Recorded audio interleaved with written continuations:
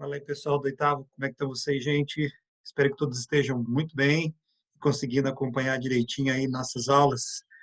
Pessoal, muito bem, nós vamos continuar falando sobre a Revolução Científica do século XIX e agora terminando os nossos conceitos que faltavam, que é socialismo e anarquismo, ok? Então, hoje eu quero compartilhar com vocês aí esta apresentação, a fim de que nos ajude durante o tempo de nossa aula da Revolução Científica ainda do século XIX e os outros termos que faltam. Não esqueçam, galera, não esqueçam das nossas orientações aí sempre semanais, a semana 3 do ciclo 2, quarto bimestre. Estamos chegando ao fim, não desanimem, pessoal, vamos lá. Espero que vocês consigam acompanhar direitinho.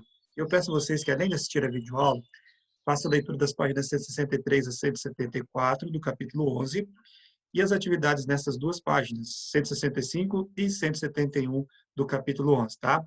Sala virtual e fórum na quarta-feira. Qualquer dúvida que você tiver, por favor, pode me procurar. Estarei ali presente para poder ajudá-los. Tá legal, galera? Então, por favor, acompanhe conosco aí nossa sala virtual, como também, se você tiver qualquer dúvida, pode me contatar através do fórum. Gente, vamos então continuar em nosso estudo sobre Revolução Científica.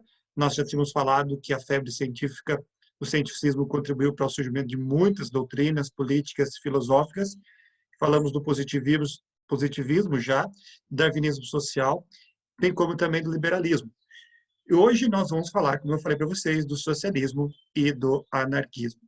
Nesse contexto, gente, nós precisamos entender as primeiras revoltas operárias. Nosso livro ele faz essa coloca para nós justamente isso para podermos entender bem o que foi o socialismo e o anarquismo. As primeiras revoltas operárias, ela tem uma principal motivação, certamente as péssimas condições de vida.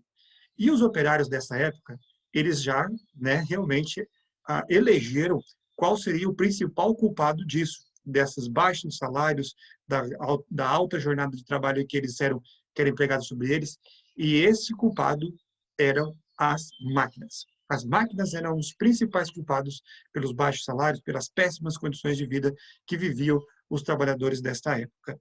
Dito isso, começam a surgir movimentos contrários à utilização de máquinas e também buscando melhores condições de vida e de trabalho para o operário nesse momento.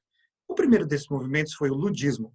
O ludismo ele surgiu na Inglaterra, possivelmente entre 1811 e 1812, e vem do nome do seu possível, né, fundador. Não se tem certeza de que realmente o Ned Ludd seria o líder desses ludistas, mas costumou-se, né, empregar esse nome vindo justamente desse nome, o Ned Ludd, como sendo um dos líderes do ludistas. E o que o ludismo ele fazia? Como eles elegeram, perdão, né, as máquinas como os principais culpados, eles quebravam as máquinas e outros equipamentos das fábricas a fim de que os patrões, né, acabassem contratando a eles posteriormente. Então, esse grupo ele entrava nas fábricas e organizavam movimentos para realmente destruição de máquinas. Então, por isso ficou conhecido, né, por isso esse movimento, né, foi um dos primeiros movimentos contrários a essa utilização das máquinas. Mas, na verdade, dava realmente até contra os próprios operários, né, gente? Porque, muitas vezes, por não ter as máquinas, o trabalho deles dobraria e, por isso, acabavam sofrendo de forma até maior em relação a isso. Posteriormente, daí agora começam a surgir movimentos mais organizados. E um deles foi o cartismo. Vai acontecer na Inglaterra também a partir de 1830. E o nome cartismo vem também de uma carta escrita pelos radicais William Lovett e Fergus O'Connor, que era chamado de Charter, The Charter, né? Ou a Carta do Povo, foi traduzida ao português nesse sentido. Ela trazia uma série de exigências para direitos para os trabalhadores, né? Eles queriam direitos maiores aqui. Esses direitos estão aqui no próximo slide para vocês. 6 pontos principais. Sufrágio universal masculino, ou seja, o direito de voto a todos os homens, tá certo? No caso, homens, sexo masculino, no caso ali, tá bom? O voto secreto através da cédula, não voto aberto, mas sim um voto secreto. eleição anual também, igualdade entre direitos eleitorais e participação, igualdade entre direitos eleitorais independente da sua classe social. Participação de representantes da classe operária no parlamento, o que não existia. E também que os parlamentos fossem remunerados.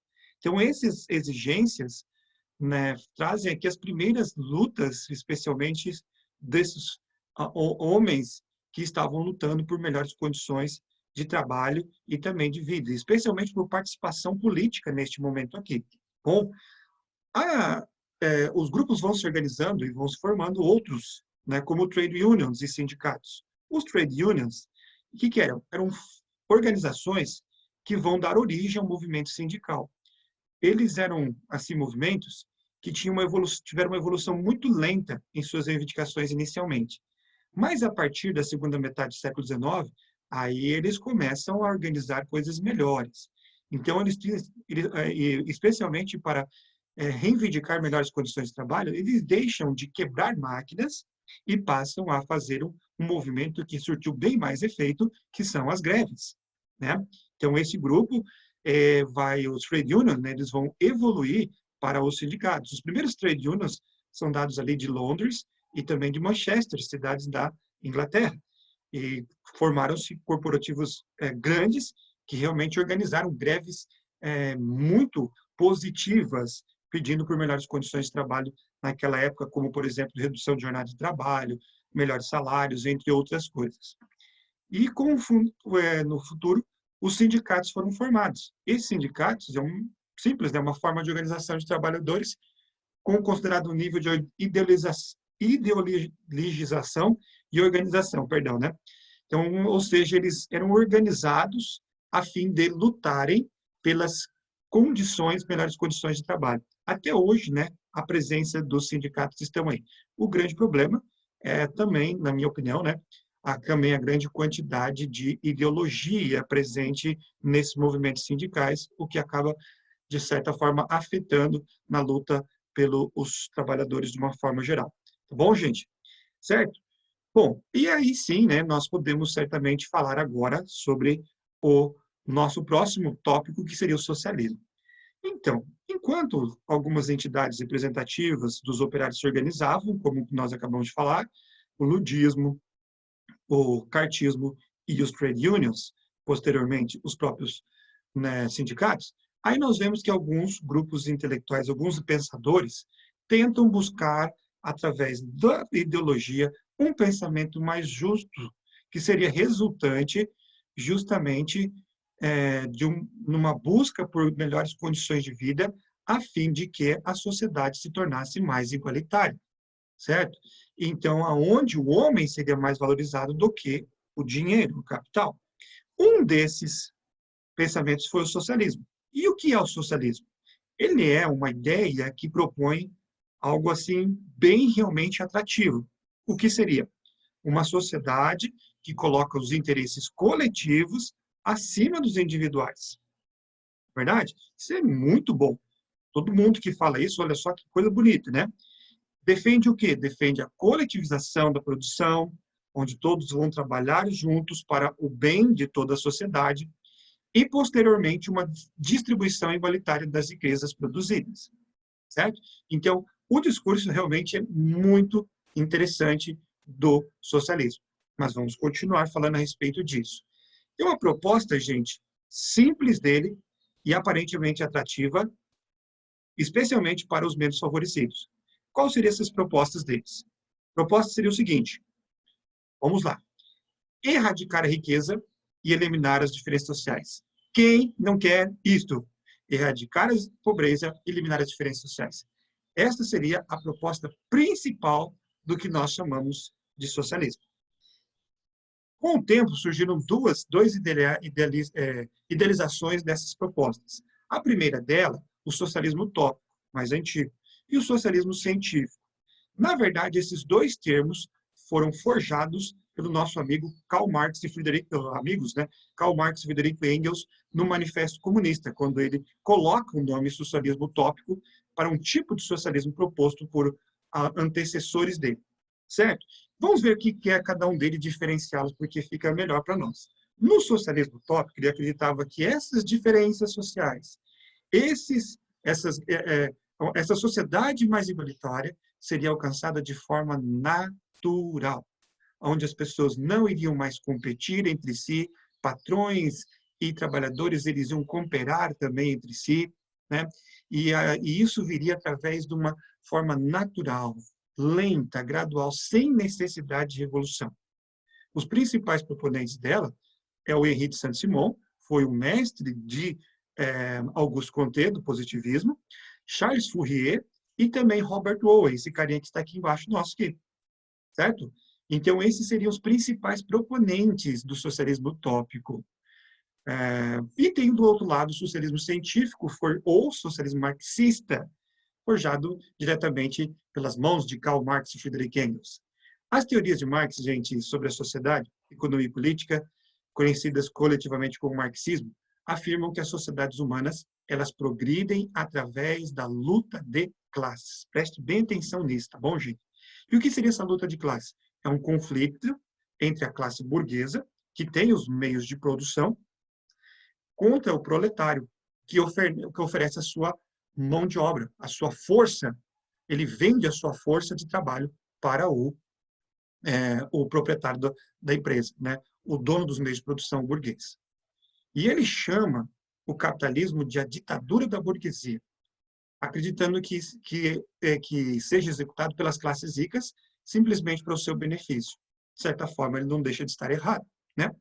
Mas veja a forma como ele pinta o capitalismo. O capitalismo é um sistema econômico em que os meios de produção e distribuição são de propriedade privada e com fins lucrativos. E realmente é verdade, né? Quem não faz uma fábrica com o fim de obter lucro? Quem não cria um comércio com o fim de obter lucro? Né? Nós temos, isso é natural, praticamente, né, do ser humano. Então, o capitalismo ele funciona desta forma, pensando no lucro posterior. E os meios de produção? É importante a gente saber o que seria esse meio de produção. Meios de produção, gente, são os instrumentos, as ferramentas utilizadas nesse processo de produção. Um exemplo, por exemplo, do meio de produção, as máquinas de costura, né, confecção de roupas, tecidos ou mercadorias, máquinas que vão fabricar produtos como carros, entre outras coisas. Bom, esses seriam, então, os meios de produção. Na visão socialista, os meios de produção estão nas mãos do burguês, nas mãos erradas. Para eles diziam isso. A tese defendida pelos socialistas é que os meios de produção e as fábricas, né, ou no caso a terra, no caso dos camponeses, seria assim, né, deveriam pertencer somente aos trabalhadores, ou seja, ao proletariado. Bom, então essa é a tese socialista, uma transferência desses meios de produção para a mão do proletariado, para que assim acabasse com toda pobreza e a igualdade seria imposta de uma forma para todos. Certo, gente? Isso ficou conhecido como materialismo histórico, né? E essa abordagem dele do estudo da sociedade, da economia e da história é chamada de materialismo histórico.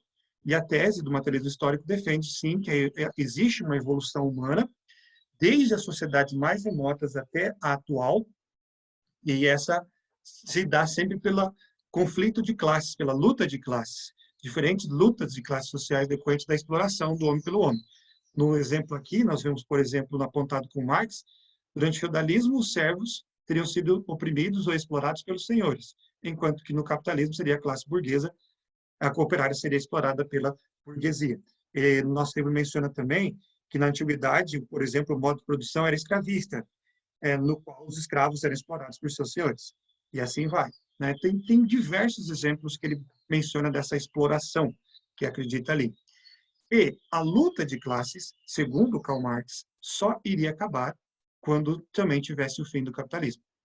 E aí acabariam todas as classes sociais. Ou seja, veja bem, para ele, o processo viria não naturalmente, como acreditavam os nossos colegas lá no socialismo utópico, mas de um processo necessariamente violento e radical, através de uma revolução comunista. Né? E o objetivo dessa revolução comunista seria destruir a sociedade vigente, a sociedade que estava existindo naquele momento, e transformar essa sociedade numa outra. Essa sociedade seria transformada completamente numa outra sociedade. para poder acabar com os desejos capitalistas e individualistas. Assim, fazendo essa revolução, o poder, naquele momento, iria inicialmente, de acordo com a tese de Marx, para o Estado. E o Estado faria com que as riquezas, posteriormente, gradativamente, fossem distribuídas de forma igualitária, até que todos tenham tudo em comum, ou seja, o comunismo, o fim do socialismo. Bom, então essa é a ideia do socialismo. Eu sei que é pesado, mas eu espero que vocês tenham entendido. Tá legal, galera? Bom, muito bem. E, por fim, nós temos o anarquismo. O anarquismo, como socialista, eles defendiam também uma revolução do proletariado, tá, gente? E o que eles queriam era a implantação de uma sociedade sem Estado e sem propriedade privada. Também, dizem ele assim, mais justa, né? No entanto, os anarquistas, eles eram contrários a toda e qualquer forma de autoridade. Por exemplo, eles não acreditavam na presença do Estado. Eles não queriam o Estado, um governo, leis, nada disso. Por isso que hoje em dia, quando a desordem, a completa desordem, vira o símbolo da palavra anarquia.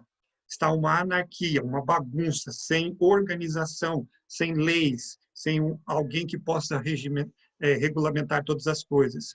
Então, o anarquismo, ele pensa nisso. Homens como Bakhtin, que foi um dos principais idealizadores do anarquismo, trouxe essa ideia, né? E essa ideia, diz ele, né, gente, que a solução para a sociedade ficar realmente de uma forma mais justa viria através de uma sociedade governada por instituições voluntárias, em que as pessoas iriam se integrar por livre e espontânea vontade. Aqui embaixo você vê um dos símbolos mais conhecidos do anarquismo, que é o azinho aí, com essa bolinha ao redor. Legal, galera? Tudo bom? E um bom exemplo disso, bem interessante talvez, porque a galerinha gosta bastante aí, né? Do George Orwell, nós temos a Revolução dos Bichos.